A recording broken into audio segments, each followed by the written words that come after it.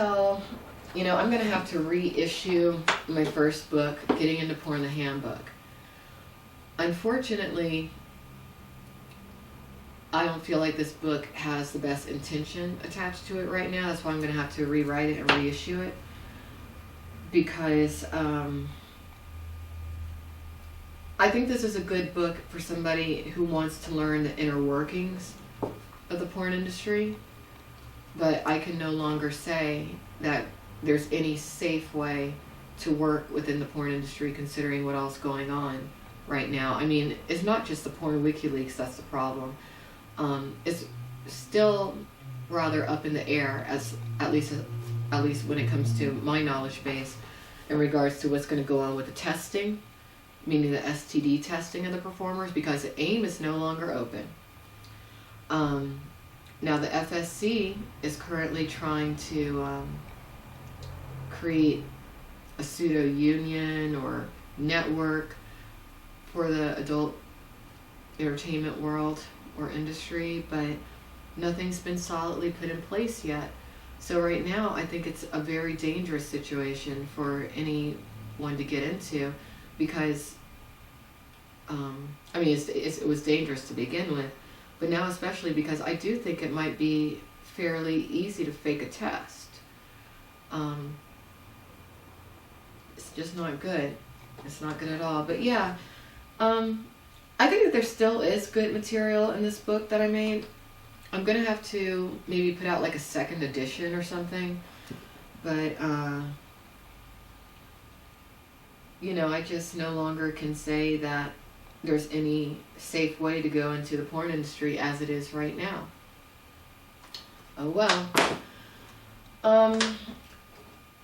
Well, I guess something I do want to talk about is this book. Yes, I do have a copy, and this is Shelley Lubben's book. And I'm only about halfway through. I'm up to chapter 15 right now. But even if you're somebody who really wants nothing to do with the current issues that are happening right now in the porn industry, this is a good read. This is just a good read in regards to someone's personal journey, as far as where they've been in life, how they've changed, where they're going, all that kind of stuff. Because it's taught me a lot. It's taught me that there's a lot more to this Shelley Lubben than meets the eye. And I don't really think that you can get a good sense of who she really is unless you read this. And of course, unless you really meet her in person. But, that's something I wanted to get to today. But the last book that I really wanted to get to today is this book, the Holy Bible. I have had this book since I was around 4 or 5 years old. This is the only Bible that I own. This is the one that my mom bought me. It's King James Version. I'm actually really surprised that it's stayed in as good a shape as it has over the years. My mom and dad gave this to me.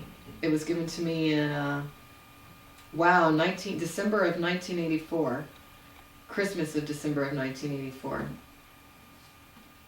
My mom actually wrote that in my Bible for me. And I'm surprised that I've kept up with it over the years. I mean, just the fact that I've kept up with this Bible over the years since then, no matter where I've moved or where I've gone, to me, that's a miracle. And that is yet another thing that affirms that God is very, very, very in my life and looking out after me. It's kind of a cool thing. So if you don't have a Bible out there, you need to get one. And that doesn't mean you have to actually get a book, because the lovely people over at Apple and Macintosh computers, there's actually a Bible app that you can download that I've had on my phone for quite some time, but you can also get it for your iPad. Let's see. I think that it's by YouVersion.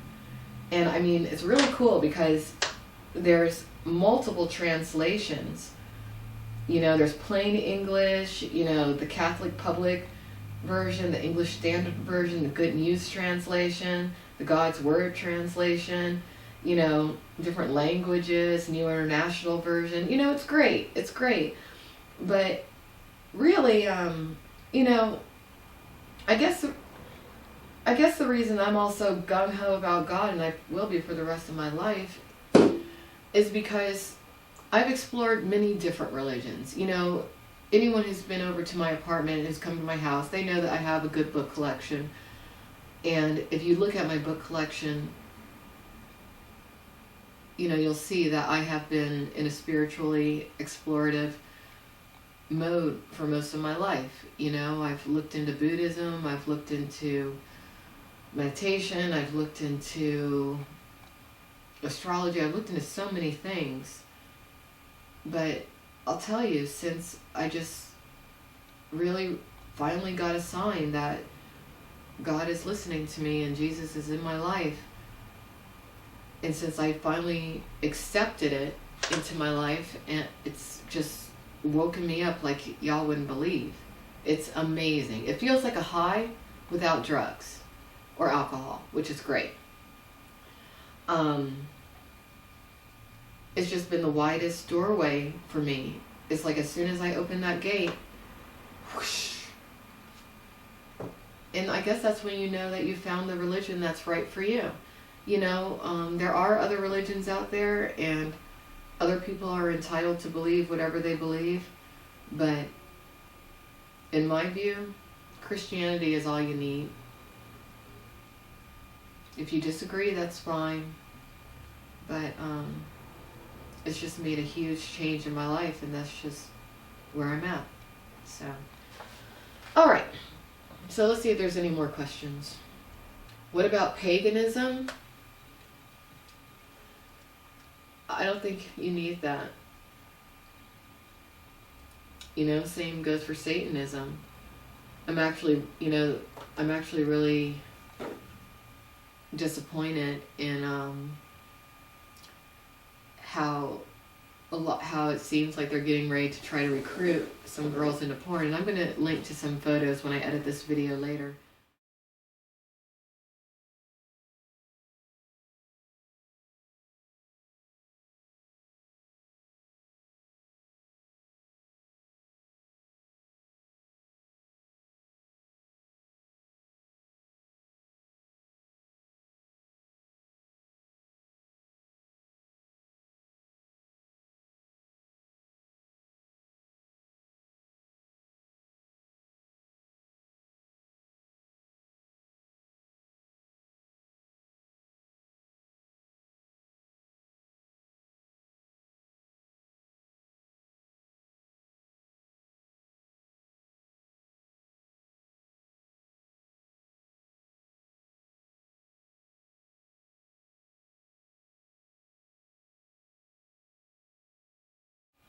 Well, let's just start from the beginning when it comes to recruitment, because I got to edit this properly anyway.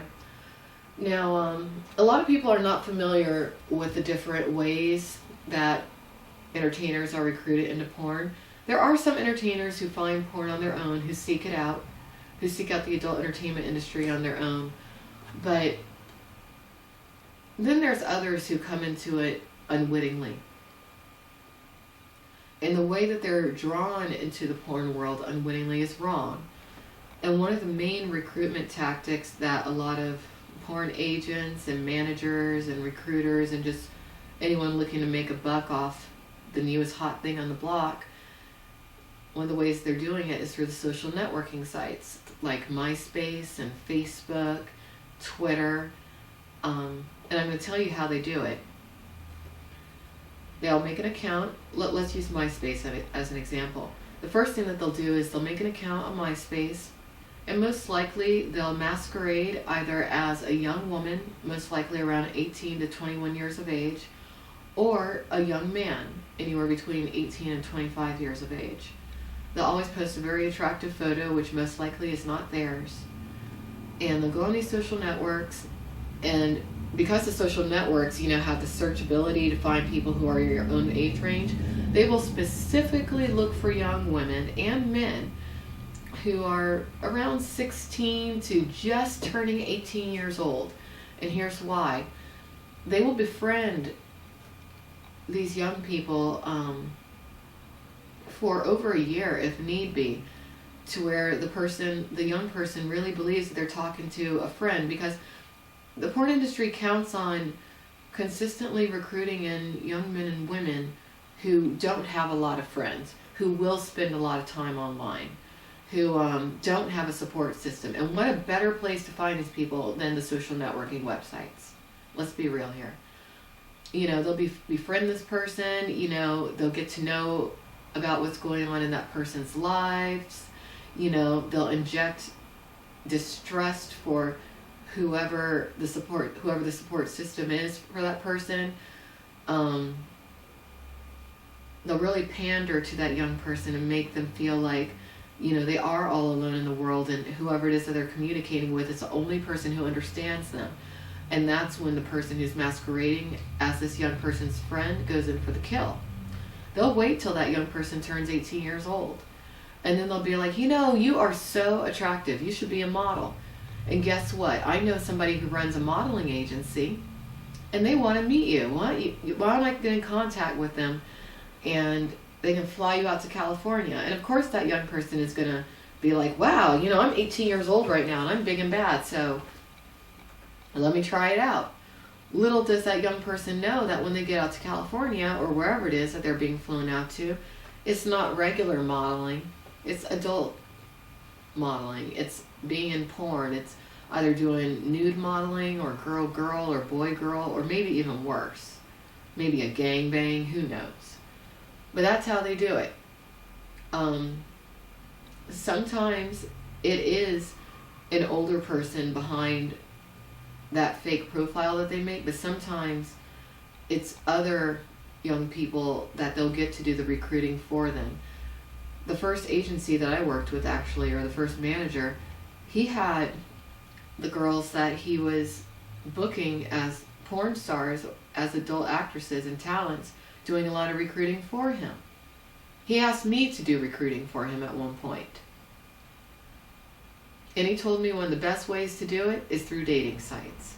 So please, if you have children out there, you tell them to be aware of any kind of dating sites, any kind of social networking sites.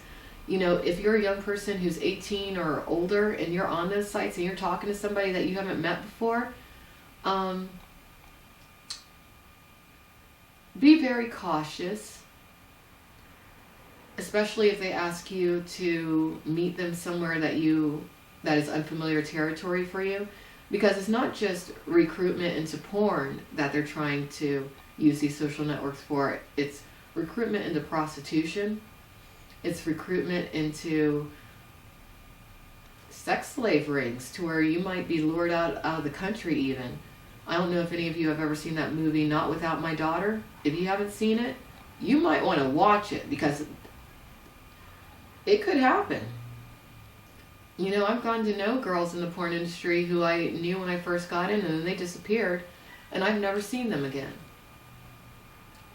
You know, maybe they went home, but maybe they didn't. Maybe they got trafficked out of this country into somewhere where women don't have so many rights, to where they can't get back home.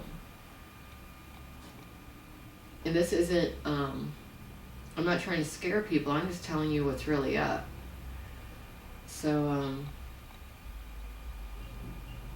that actually leads me into another way that I feel like a lot of people attached to the porn industry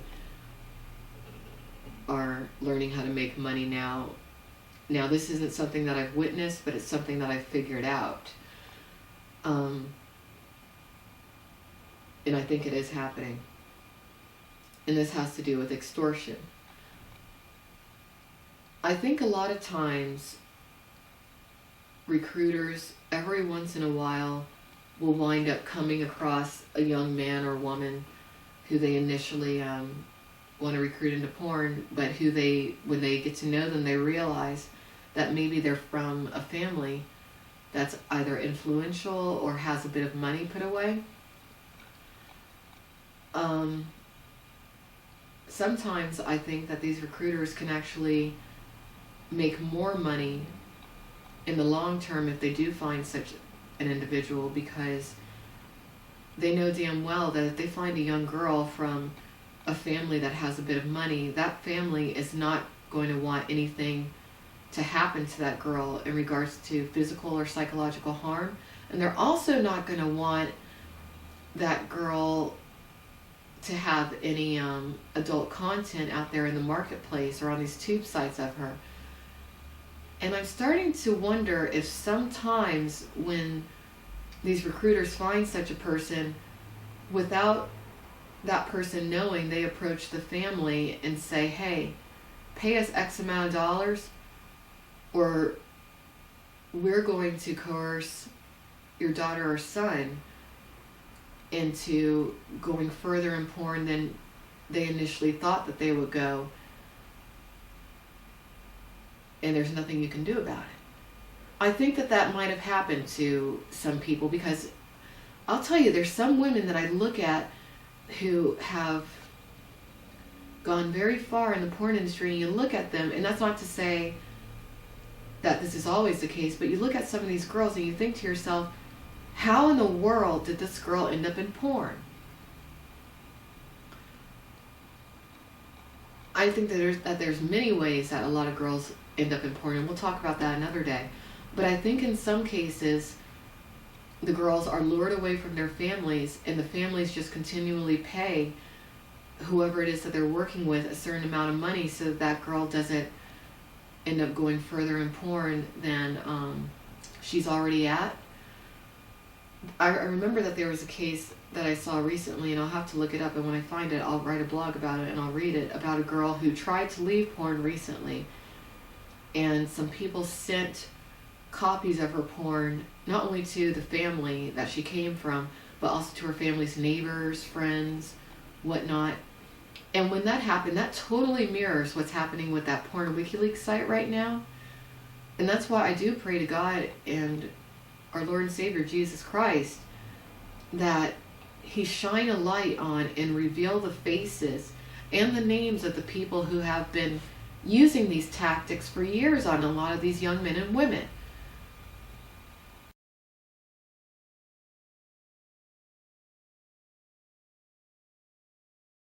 You know, that's really all I have to say today about the recruitment and extortion tactics that the porn industry uses. So again, we're going to take a break, and I'm going to let you guys ask some questions and make some comments. And actually, I have my Skype line open right now. If anyone wants to Skype in, feel free to do so. My Skype ID is Monica at Home 01. Hold on 1 second, I gotta kill your audio and TV. No question, I'll just make it really fast after Joe can get his question. I just wanted to say thank you first. I really like what you're doing, and wow, thanks. I hope good luck to you in what you're trying to do and stuff, and I hope you get out of the business and everything works I out will great. eventually. I made a financial plan. I should be able to stop webcamming in under 6 months, and then I want to be a personal trainer. But I gotta make the money to go to school for that. But I'm just done with porn because it's too dangerous right now. And I don't think I'll ever not be dangerous. I didn't even realize the danger when I got in. So, you know, there just has to be a balance, and there's so many people who are pro-porn who are saying that people who are anti-porn are liars or greedy or just out for themselves, and that's not true. You know, I believe some of the people, and you know, you got to really look at something and know something in someone inside out before you can make a real judgment. And I can say I know porn inside out now, and I know that for a person like me, it's not right, and I'm fairly certain that for most women, 99% of the women who go in, it's not the right thing. But as I'm getting to know the anti-porn side, I'm seeing that the pro-porn people have put a lot of misinformation and disinformation out about it, and that's not good. So I'm on anti-porn side because there's too many lies and deceit and things that can really hurt people long term, if not forever, in the porn industry. There doesn't seem to be any effort to really clean it up right now. You just have people trying to rewrap the same crap in a different wrapping paper, and that's not good. So I agree. yeah. Okay. Thanks. I'll hang up maybe after Joe can still get his question in. All right, well, thanks for touching base. That's really cool. I appreciate it. You're welcome. All right, Bye. All right, well, this has actually been a bit of a longer broadcast than I anticipated. So we're going to get to the last topic, which is the FSC's involvement in porn. We'll talk about that on my next broadcast because I'm a little tired. I've had a bit of a long day today. And I've still got other things I need to do. And then I have to wake up early tomorrow. So I want to thank everybody for watching and listening and everything. And if you have any questions, feel free to email me. Links are on monicaathome.com. And look for a lot of major changes to my websites coming soon. And that's about it. Thanks everyone for watching. Have a good night. I'll stick around a little bit more to answer some more questions. But check me out again on Wednesday, right here. Same time, same place. On Monica at Home. Bye-bye.